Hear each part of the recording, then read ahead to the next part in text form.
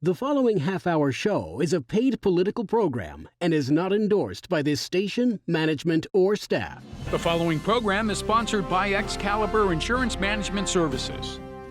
As we take time out this weekend to honor our military personnel who bravely gave their lives to keep our freedoms, we are proud to feature as guests two men, one of whom has dedicated his life to veterans issues, and the other who has prioritized veterans in the United States House of Representatives. Lackawanna County Judge and Vietnam veteran Thomas Munley, the recipient of the Bronze Star for Meritorious Service, has been a veterans advocate since he was discharged from the Army more than 4 decades ago. Whether it's helping a homeless vet find living quarters or assistance with medical benefits, Judge Munley knows where to find answers to assist fellow veterans. Our other guest is United States Congressman Matt Cartwright. He will be discussing his sponsored and co-sponsored legislation to benefit veterans on several issues, including housing and medical benefits, as well as a new bill that deals with the side effects of exposure to Agent Orange. Now in his 5th term, Congressman Cartwright is a chairman on the powerful Appropriations Committee and is well positioned to continue assisting veterans. He has been honored for his work on behalf of veterans several times. This is the Volpe Report, a weekly news and political interview show examining the latest local, state, and national issues with Chuck Volpe. Insightful, informative, controversial. The area's premier political talk show, the Volpe Report. Congressman, welcome to the Volpe Report. Nice to be back with you, Chuck. And Judge, welcome to the Volpe Wonderful, Report. wonderful one. First time in 3 years that I've been back with you. Thank you. That's too long. I've been preoccupied with our governor for the last year, so I'm going to move off of that subject now. You're better off when he's not preoccupied with you. Well, first of all, thank you both on this Memorial Weekend for taking time. And I was thinking, what can I do to have a show for veterans and to honor our dead who fought for our freedoms on Memorial Weekend, on this important weekend for our country's history. And I thought, who better than former President Judge, but Judge of Lackawanna County, who received a Bronze Star for meritorious service from the military, from the United States Army, which is one of the highest awards for valor and bravery in the face of combat our country awards, to have you, who have made a career out of helping vets. You have your own television show dedicated to veterans issues, which I enjoy and I watch, on one hand, and then on the other hand, talk to a man, our congressman, who sits on maybe the most important and powerful committee in Congress, House Appropriations, as a chairman or a cardinal. You've educated me and our viewers, by the way. I think we all know now what cardinal means on that committee, and has, through the years, being here for 10 years now, Matt, or so on this show, we have had at least 3 of those. You've probably been on 30 times, 25 times, but at least 4 or 5 of those shows we dedicated to your work for vets. You've been their Man of the Year. You've received some of their highest acknowledgments and awards. You've talked about legislation that you've sponsored or co-sponsored to help veterans. So who better to have a veteran show than the 2 people that I know in northeastern Pennsylvania that are in positions of power and authority to actually do something about it. Well, you're talking, I don't mean to correct you, Mr. Volpe. Please. My wife does all the time. But you left out an important service decoration that Judge Munley received. Please, tell me. And that is the CIB, the Combat Infantryman's Badge, and it's unmistakable when you see it on a gentleman or a woman. It's a long rectangular one with a blue background and a silver rifle across it. And that is the Combat Infantryman's Badge. And if you ever see somebody like Judge Munley with that on, thank them, because that means they were being shot at for your freedom. Wow. That's true. That's true. Well, thank you, Judge. And I stand corrected. And No, that's... when I had you on the first time, I neglected to mention that you won a Bronze Star. Yeah. So I wanted to correct the record, and thank you for correcting me, because I got halfway home, I guess. Yeah, but the Combat Infantry Badge, the Congressman's right. It's an amazing thing, and I remember when it was pinned on me, I felt so proud, because you have to be in actual combat to get it. And as the Congressman said, you have to be with the enemy against you, and you have to be fighting, and it can't be just one time. It has to be repeated and repeated and repeated. Wow. And it was an honor to get the Combat Infantry Badge as well as the Bronze Star. Thank you. And thank you. Thank you. On behalf of all the people who benefited from your service. Thank you. Let me turn to you, Judge, before I come back to the Congressman, and that is, I'd like you to start at least with your story of Vietnam. I mean, you told a very moving account of what it was like to be in country, to be exposed to combat, to be in the infantry, about your first experience when and I'm going to let you take it from here, but when you were dropped out of a helicopter, Right. and talk to folks so they get a feel for what Vietnam was like from someone who was there. Vietnam was the most horrendous thing that, we used to put on our helmets. When I die, I'm going to go to heaven because I spent my time in hell. I mean, that's the truth because it was so tough on all of us. But before I do that, if you don't mind, I'd like to say something about you and the Congressman. Congressman Matt Cartwright invited myself and my wife Judy and my son Logan to Washington a couple of years ago. We were at the cemetery at Arlington Cemetery. We were so honored to be part of it. He took us all around. We met all the military people. We met veterans. We met congressmen, U.S. senators, and I was so proud that Congressman Cartwright did that for us. It was all about veterans. And on your show, I want to tell you this, Chuck, in all honesty. I was on the show a couple of years ago. I have never, and I spend my life, I don't golf, I don't play tennis, I don't do anything except spend my time helping vets. On this show 2 years ago, when I was on the show, I got more response from veterans than on any show I ever did in my life. And that's how many people watch this show. So, and I helped a lot of veterans who watched your show and said, well, Judge, what about this? What about that? And we were getting calls left and right. And I want to tell you, I'm proud of you for that.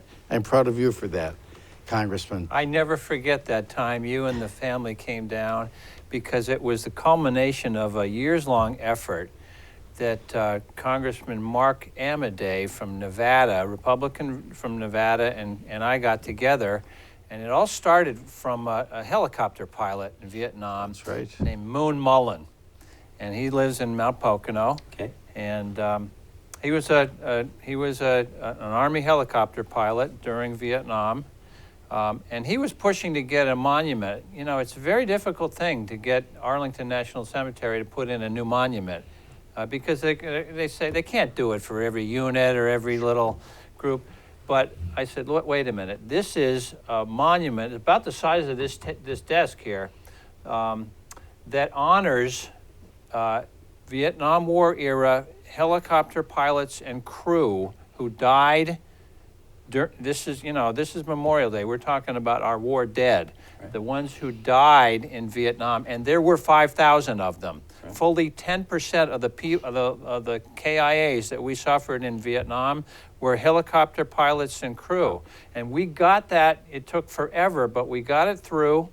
I give great credit to Mark Amadei, my Republican friend from Nevada.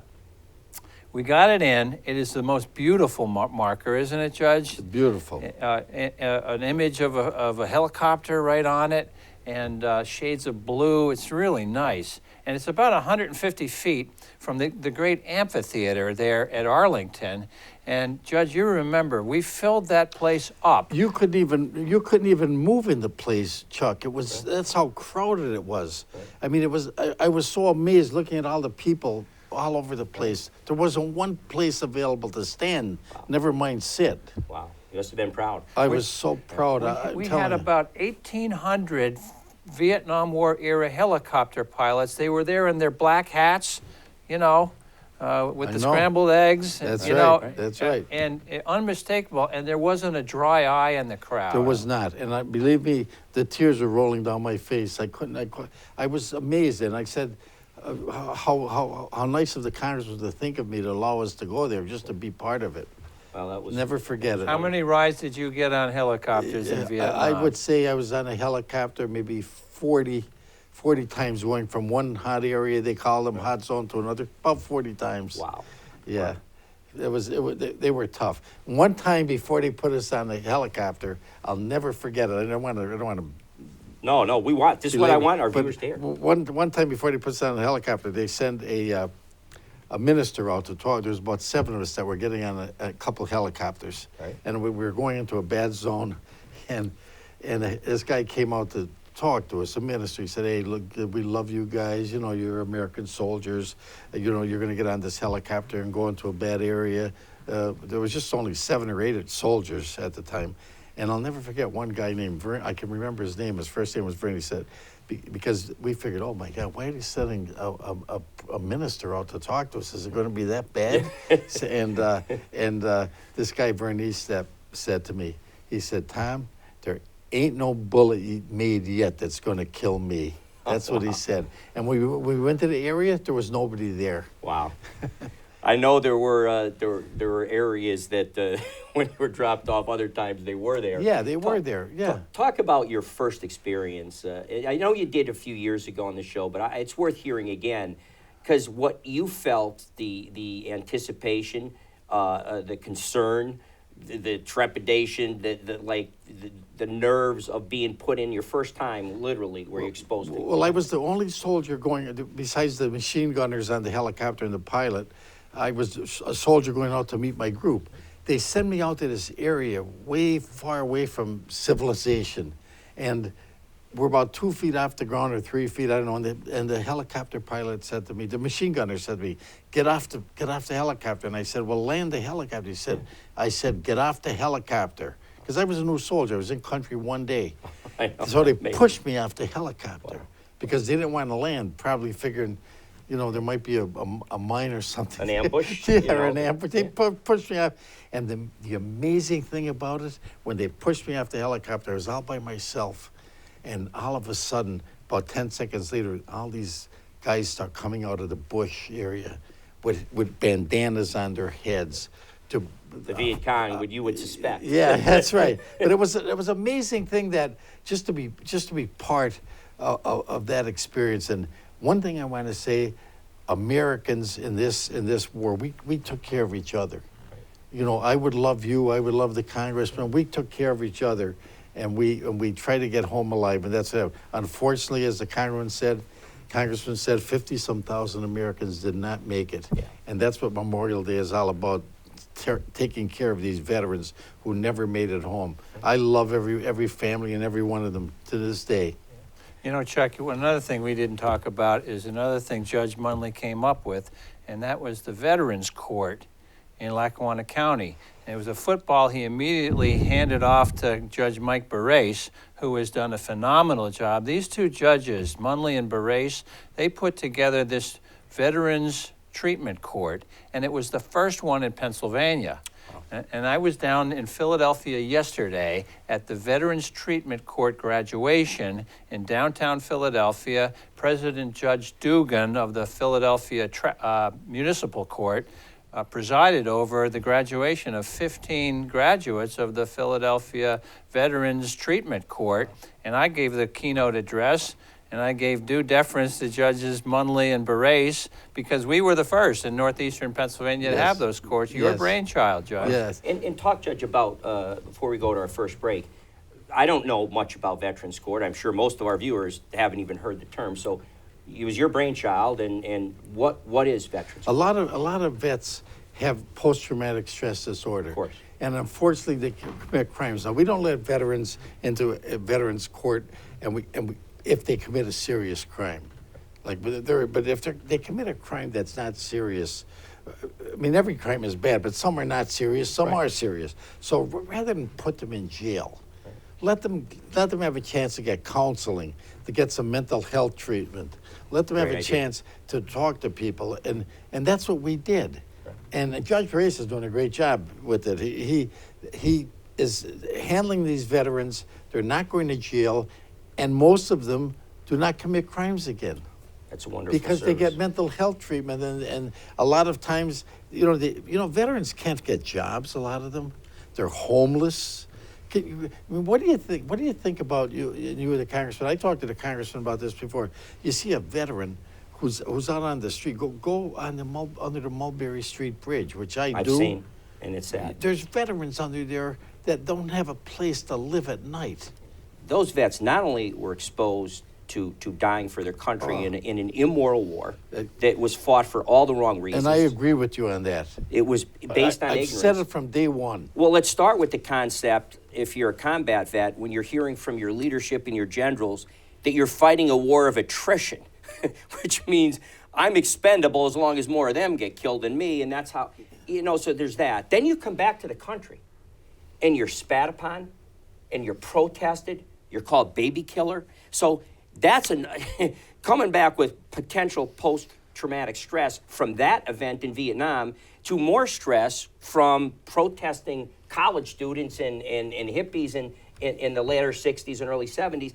And now to come full circle, now that you're older, now apparently you're getting abandoned again, like you were in Vietnam, with the lack of funding, a lack of opportunity, a lack of knowledge to deal with some of the problems, which is when I'm going to segue back to our congressman to talk about some of those issues. Well, you use the expression being exposed to enemy fire and being exposed to all the things that they had to go through in country. But they were also exposed to military-grade chemicals, including Agent Orange. Of course. And some years back, we relaxed the rules of proof to get compensation and treatment for Agent Orange exposure that led to diseases and illnesses. Cancer. Cancer, sure. But that left out people who served in surrounding countries, Laos and Thailand and Cambodia. And these are American troops, just as sure as the ones in Vietnam were.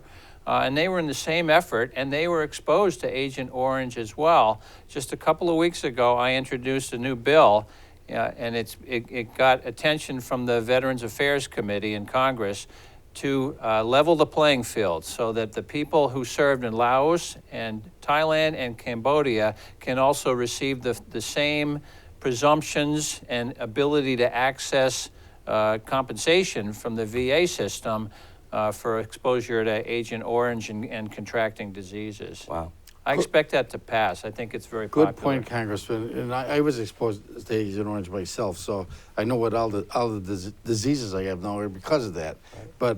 But I am telling you, that's a great point, and thanks for introducing that bill, because there are soldiers, we're even trying to fight for blue water soldiers that were on ships right there. They weren't actually feet on the ground in Vietnam, but they were right there in the area. Right. We're trying to fight for them because some of them have some problems also. I don't want to say what they are. The trauma that you go through for a lot of these soldiers, even if you're on a ship, you're always figuring there's some artillery rounds going to blow the ship to bits. Right. And you have a lot of trauma. And the amazing thing about it, it's not just where you're on the front lines, and like in World War II, World War II is horrendous, but you're on the front lines, then you go back to the rear. There's no rear in Vietnam. Right. It's 24/7, every single day. At night, there's no rear. You're out there, and that's it.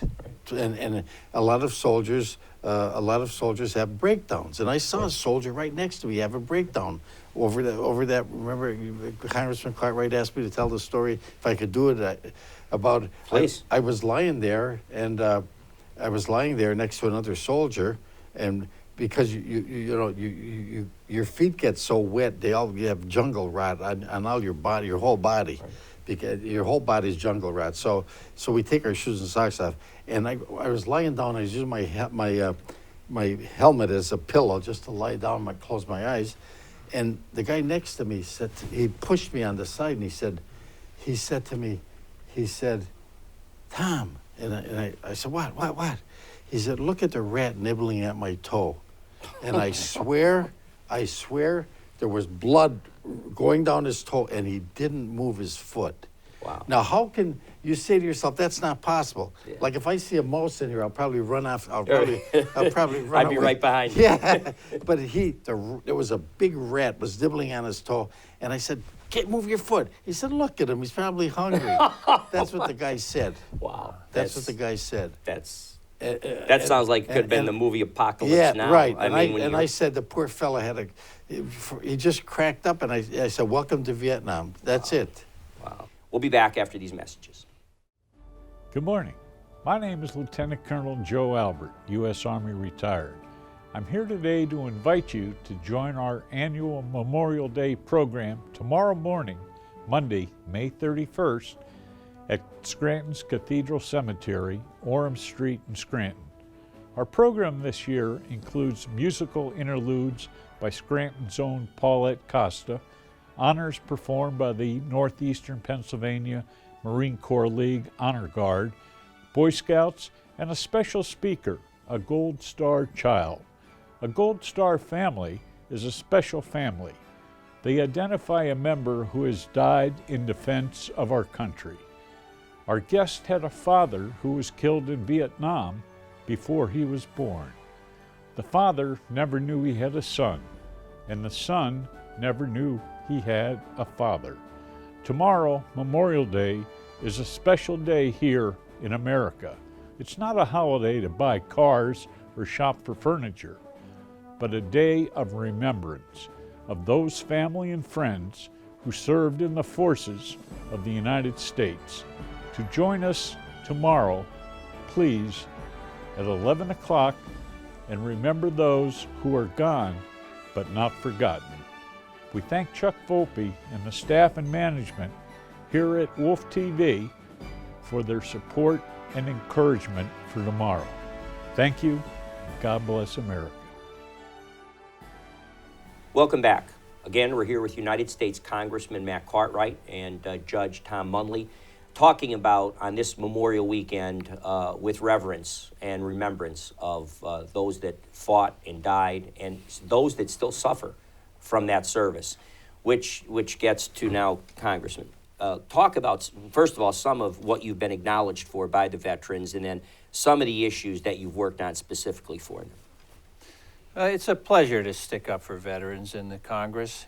It's something that always attracts bipartisan support, Democrats and Republicans working together. In fact, just this last week down in Washington, I led a CODEL, which is short for Congressional Delegation, in honor of Memorial Day, where, you know, the weekend where we honor our war dead.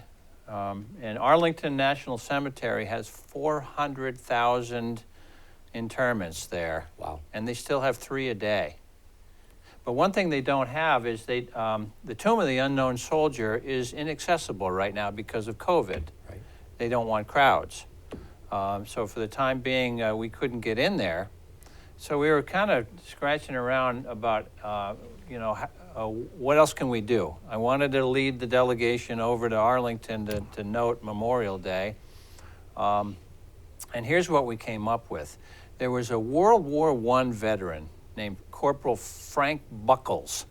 And Frank Buckles was the longest surviving World War I veteran in this country. West Virginia.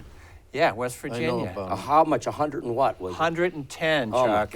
my gosh. Yeah, you're going to have to eat better. Yeah, no, I can't see that far. I know all about Frank Buckles. And Frank Buckles, first of all, he was 16 when he wanted to get in the Army to go over to the fight in World War I. He had to lie. They caught him. They wouldn't let him in. Then he tried to get in the Navy.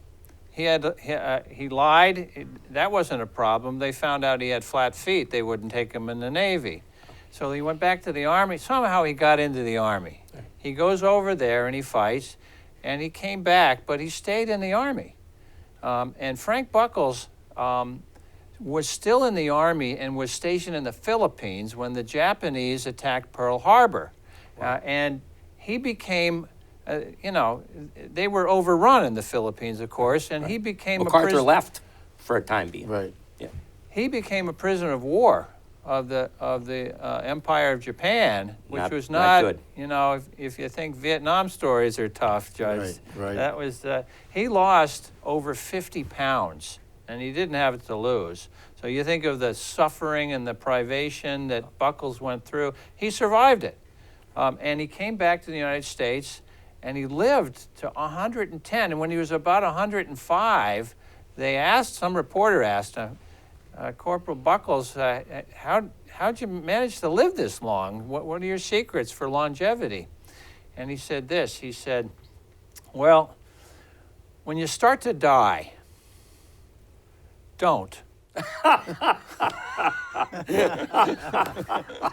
I'm going to keep that. That's keep great. that. I never heard that one before. That is great.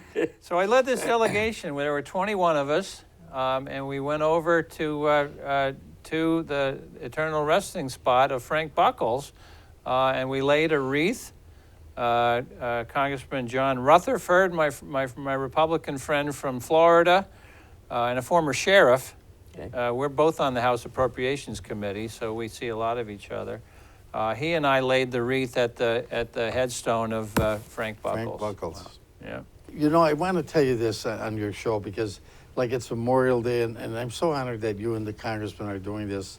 And people have to understand, please, all of you people out there, because a lot of people look at Memorial Day as a holiday, Right. as a day to celebrate. Start of summer. Have cookouts, everything. But if you could, for 1 minute, just remember the veterans. That's all I'm asking. For 1 minute, just remember the veterans who gave their life for this country, so you could have these holidays like this and celebrate with your family, because a lot of soldiers suffered for this freedom that we have. I do want to give a shout out to David Wenzel, who's to me a Vietnam veteran, one of my heroes. And mine. And yours too, and the congressman also. He's just an amazing man, and he spends a lot of time with me every single day, figuring out what we're going to do to help veterans. Well, I had the privilege of serving, and when I chaired the government commission a few years ago in Lackawanna County, he was vice chairman of that commission. Right. And so I got to spend a full year at public hearings with him, and just it's an experience. Some of the stories he tells talk about making the sacrifice, lost both of his legs, of course, and goes on to become mayor of the city of Scranton and a leader in this community and an inspiration in this community. And as you say, continues to handle veterans issues. He still is. He's still a leader in the community. You're right. And every day when I talk to him, or once every 2 days, he'll say to me, "What's our next move for veterans?" Right. I mean, but can you imagine that? That's what the congressman does too. I have to be honest with you. Every time I talk to the congressman, he has some idea for veterans. You know what? It goes back to families, doesn't it? The family's reverence for the armed services. I have 3 brothers. None of us served in the service, but our father did. He volunteered for Army duty after Pearl Harbor. Wow. And he spent 6 years in the Army. Wow. You know, he didn't talk about it much, but we knew. You know, he had that Army tunic in the closet that we saw, and he was in the Signal Corps. And my father-in-law, you know, Bob Munley, who died a year and a half ago. Yeah, great man. He served in Korea. Yes. He went to Korea. What he remembered most about that was the weather. He said it was so. This is 35 years later, Chuck. He's telling me about how cold it was in Korea. Yeah, And he said it's 35 years ago, and I'm still getting warm. And Jimmy Munley, his brother, served in the United States Army also. The federal judge, Jimmy Munley. Yeah. He served also. We just a good friend of mine, and I know gentlemen know him, but we just lost him this past year. I think he was 96, and that was Pat Solano. Pat Solano. Pat served 8 governors of Pennsylvania, Yes. including Governor Robert P. Casey, at the cabinet level as secretary, and a great man. And if you met with Pat, it had to be 7 or 7:30 at Terry's Diner, out in like Music and Taylor area. And he was telling us a story one day about he was one of those people in World War II that was too young to get in, but wanted to get in. Yep. Lied about his age. Fast forward, he gets in. He is in bombers over Berlin in 1945, dropping the bombs as the Allies, the Americans and the Russians were closing in on both sides, and dropping the bombs on Berlin. And he tells the stories, amazing. He flew about 25 missions out of Aviano. Yes. And a lot of guys didn't come back from that. That's right. Well, believe it or not, we're out of time. I want to thank the congressman for joining us, and of course the judge. I hope the folks found some of the stories enlightening and as entertaining, and from a knowledge standpoint, I hope they enjoyed it as much as I did. So thank you both. And thank you for what you do for veterans, Chuck. I won't forget it. It's amazing. It's only a little bit, not enough. Amazing. Well, Thanks for having us on, Chuck. Yes. Thanks, Matt. Thank you for joining us today, and we'll be back again next Sunday at 11:30.